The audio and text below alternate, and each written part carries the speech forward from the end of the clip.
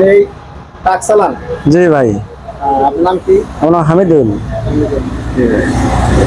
আপনি কালকে আসছেন কোথা থেকে? কালকে আসছি হলো বোয়াপুর থেকে 3টা বাজে গাড়ি টান দিয়েছি, তো 6টা বাজে কমরপুর স্ট্যান্ডে এক খারাতে মনে করেন যে আপনার 7 ঘন্টা লাগছে।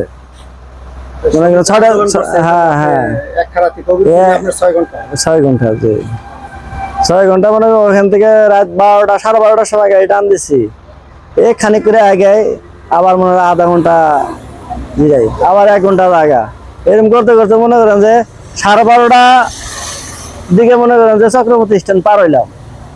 তারপর তো মনে করেন ক্লিয়ার।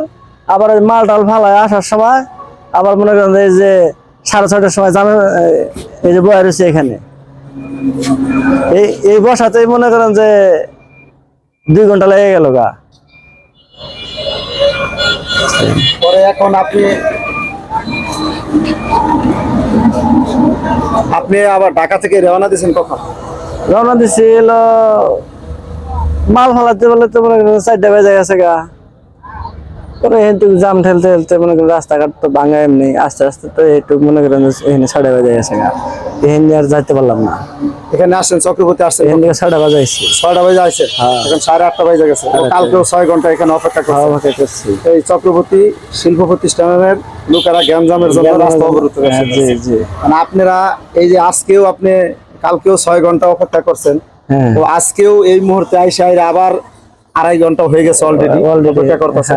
কখন ছাড়বে তাও জানেন? তার কোনো গ্যারান্টি নাই। আপনারা কি চান যে রাস্তাটা সবসময় ক্লিয়ার থাক? আমরা তো সবসময় ক্লিয়ারই চাই। গার্মেন্টসের শ্রমিকরা আন্দোলন করবো, ফ্যাক্টরির ভিতরে করবো, আপনারা কি রাস্তাঘাট বন্ধ করলে সবাই হয়রানি হন ও আপনারা হয়রানি হন? অবশ্যই আমরা তো হয়রানি হইতেই আছি। আপনি সরকারের কাছে কোনো আবেদন কি আছে যে রাস্তা আমরা আবেদন আর কি করবো? আমরা বলেন আমরা কি করবো? আমরা হলো যে এই পরিবহন সেক্টরে, ঠিক আছে, যে অবস্থা মনে করেন যে যেবা পারে সেই অবস্থায় মনে করেন যে চালায়। এই যে রাস্তাঘাট আপনি বসে আছেন এখন এই যে 2.5 ঘন্টা হয়ে গেছে অলরেডি, আর কতক্ষণ পর আপনাকে ছাড়বো? এটা তো না না, এটার কোনো গ্যারান্টি নাই। না, আপনি কি চান যে রাস্তাটা ক্লিয়ার? হ্যাঁ, যত দ্রুত মনে করেন রাস্তাটা ক্লিয়ার হোক, এটা তো আমরা চাই। সবসময় যেন রাস্তা ক্লিয়ার রাখে, গার্মেন্টসরা আন্দোলন করবে, ফ্যাক্টরির ভিতরে করবে, যেমন আমাদের রাস্তাঘাট যেন বন্ধ না হয়। এটা আমাদের এই বর্তমান সরকার। এই ভিডিওটা দেখে বেশি বেশি লাইক ও কমেন্ট শেয়ার দেন, আমাদের সঙ্গেই থাকেন।